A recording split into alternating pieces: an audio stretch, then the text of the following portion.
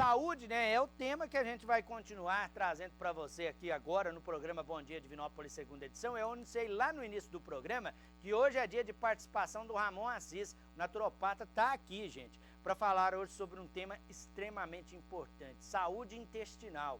Isso faz uma diferença tremenda quando o assunto é qualidade de vida, viu? E é claro que é o assunto que a gente vai trazer aqui para você com propriedade, trazendo dicas e orientações importantes. Essa é sempre a proposta. É por isso que o telefone está liberado, 99326228, 99326228. É o telefone que você pode encaminhar a sua pergunta, porque o Ramon vai responder você também ao vivo aqui no programa. Vem para cá, Ramon. Bom dia, é um prazer te receber aqui no Bom Dia Divinópolis. Bom dia, Flaviano. O prazer é todo meu. Trazendo aí sempre dicas de saúde natural para todo mundo. E hoje o Ramon preparou um tema aqui extremamente importante, saúde intestinal. A gente até conversava aqui um pouquinho antes de entrar no ar, né, sobre isso, né? Essa vida corrida, né, cheia de compromissos, está fazendo as pessoas deixarem sempre a alimentação em segundo plano. Isso pode trazer consequências graves, né, Ramon? Com certeza, Fabiano. E é por isso que a gente traz esse tema tão importante. E muitas vezes a gente, né, passa batido, as pessoas não levam isso a sério. Quando a gente fala de saúde intestinal, as pessoas logo lembram, né, do funcionamento do intestino diariamente. E claro que esse é o primeiro passo e muito importante, mas não é o único, né? E tampouco chega perto do que a gente precisa realmente se preocupar. No intestino, né, nós abrigamos muitos neurônios, nós abrigamos ali uma vida inteira, né? Trilhões de bactérias habitam o nosso intestino. Quando a gente fala sobre isso, é válido entender que essas bactérias que habitam o nosso intestino é que produzem muitas substâncias que nós precisamos para manter a nossa saúde.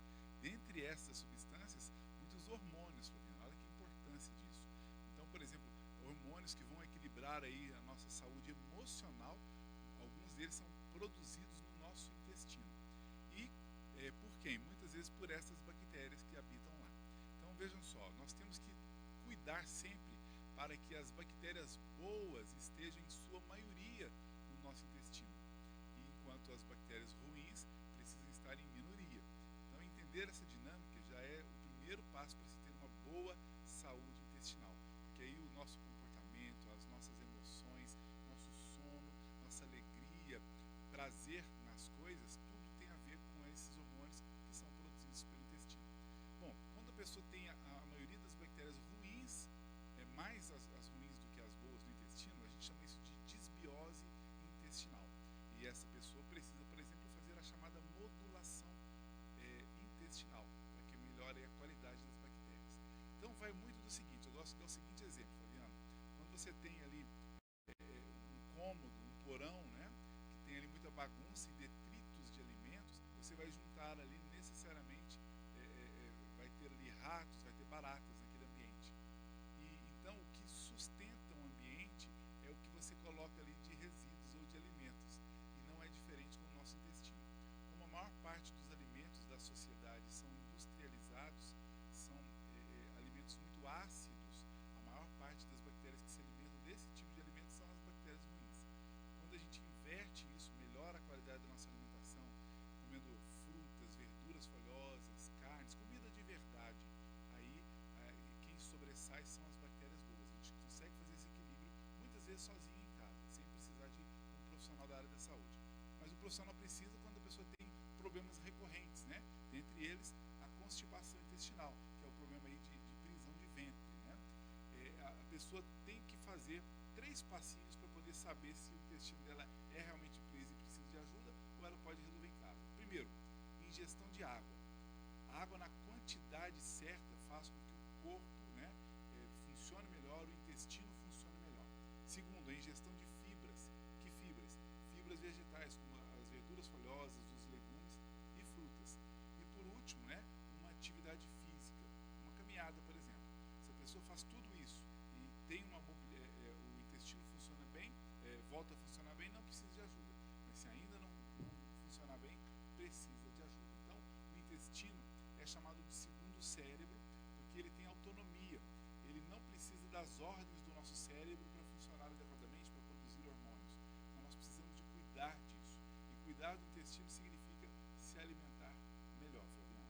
Você citou um ponto interessante aí, que é a questão do intestino preso, é um sinal de que há algo errado, né? Exatamente. Mas eu queria te perguntar justamente sobre isso. Quais os sinais, né, de que o meu intestino não está indo muito bem? Tem como detalhar isso, Ramon? Assim, mais por profissionais da área de saúde, né? Porque a gente vai investigar. Às vezes a pessoa já relata ali, por exemplo, uma irritação da mucosa intestinal, hoje conhecida aí como síndrome do intestino irritável. Aquela pessoa que por qualquer alimento comeu a mais ali, ela vai ter ali uma pequena diarreia, né? Uma pequena descarga. Ou o contrário, ela pode até ter aí o intestino mais preso. Esse é um sintoma de que o intestino pode não estar saudável. Essa desregulação, uma hora pode estar preso, outra hora pode estar solto demais esse intestino. Às vezes, fadigas, fraqueza, né? A má absorção de nutrientes. Às vezes a pessoa está comendo ali até adequadamente frutas, verduras, e ela não supre as necessidades vitamínicas que constam, por exemplo, nos nossos exames. Isso pode ser o quê? Uma desbiose intestinal. Aí o profissional de saúde que está cuidando dessa pessoa vai investigar essa possibilidade e cuidar aí da chamada modulação intestinal. Então são muitas possibilidades de fraqueza, né, fadiga, má absorção dos nutrientes, o intestino que, né, irrita facilmente, a pessoa às vezes nem pode sair de casa de qualquer maneira porque ela pode ter ali uma diarreia a qualquer momento. Então são detalhes como esse que a gente pode avaliar problemas mais corriqueiros do intestino. O que ajuda aí na saúde do intestino, Ramon? Dá para citar algumas dicas, né? Até como prevenção mesmo, né? Claro. É o que a gente mais gosta de fazer aí, né? Então, entender, por exemplo, que o consumo, né, de bebidas fermentadas, né? Nós temos aí exemplo disso. Isso eu falo, claro, do ponto de vista caseiro, né? Que a gente pode fazer em casa. É claro que o profissional vai ter ali a prescrição correta para cada indivíduo. Mas fazer isso de casa já é interessante, né? As frutas em si funcionam como o alimento das boas bactérias, o que tecnicamente a gente chama de pré-bióticos. E as bactérias propriamente ditas são os chamados probióticos. Então, por exemplo, se vende probióticos em farmácia, mas tem probióticos naturais, como por exemplo o iogurte. O iogurte é um probiótico natural. Nós temos o kefir, né, que subdivide-se de água ou de leite, né? Nós temos o kombucha, que é outra possibilidade aí de uma proposta probiótica, que vai fornecer micro-organismos saudáveis para o nosso intestino. Então, o consumo desse tipo de bebidas já é muito interessante. E tem aí algumas bebidas fermentadas também que funcionam como prebiótico. A exemplo disso, o vinagre de maçã, que de preferência orgânico pode ser muito útil aí para a qualidade, para a saúde do nosso intestino. Então, consumir aí bebidas fermentadas como essas que eu citei, o próprio consumo do limão, água com limão, é muito interessante como também pré-biótico para o nosso intestino. Essas outras bebidas fermentadas que a gente citou, né? Então, são aditivos a mais aí para se ter uma saúde caseira muito melhor do intestino. Eu tenho até uma pergunta aqui, Ramon. Falei que o telefone está liberado para todo mundo, gente. 9932-6228. A pessoa quer saber o seguinte: se verduras cruas, alface, rúcula, se ajudam? Se é uma ferramenta importante também de prevenção. Uma excelente pergunta. Ajudam sim, né? É claro que, por exemplo, eu falei ainda há pouco da síndrome do intestino irritável. Quando a pessoa já tem aí isso mais avançado, aí ela vai ter que, junto de um profissional de saúde, escolher ali quais são essas verduras, quais são esses legumes que nem todos essa pessoa inicialmente poderá ingerir. Mas em geral, né, para um problema mais brando, a pessoa deve consumir esse tipo de alimento mesmo, né? Agora, se ela comeu algum deles, sentiu algum desconforto, melhor procurar ajuda para saber qual deles. Mas é isso. São esses alimentos ricos em fibras vegetais que vão fornecer ali os melhores alimentos, né, os pré-bióticos, para as nossas bactérias boas. E aumentando esse número de bactérias boas, a pessoa vai ficar mais feliz, vai ficar com pele saudável, né? Quantas vezes, quando a nossa pele não está legal, muitas erupções, muitas manchinhas, onde é o problema? No intestino. Já dizia o pai da medicina, Hipócrates, né? Um dos seus aforismos aí, que toda doença começa no intestino. Então, essas palavras sábias falam toda a verdade sobre uma saúde intestinal que precisa começar dos nossos hábitos. E é importante você citar isso, né? Porque muitas vezes a pessoa tem algum daqueles sintomas que a gente falou agora há pouco, né? Que são sinais aí de que o intestino não está indo bem. e vai ignorando aquilo, né? Mas pode chegar numa consequência ainda mais grave, né? A gente está acompanhando aí com muita frequência a situação de câncer, por exemplo, é algo que preocupa e é uma consequência de uma situação simples, às vezes não tratada, né? Exatamente, Flaviana. Até a gente traz esse tema pensando muito nisso, né? A gente viu recentemente como tem crescido o câncer de intestino, de um modo geral, né? Tem algumas partes que são mais comuns, mas tem crescido muito.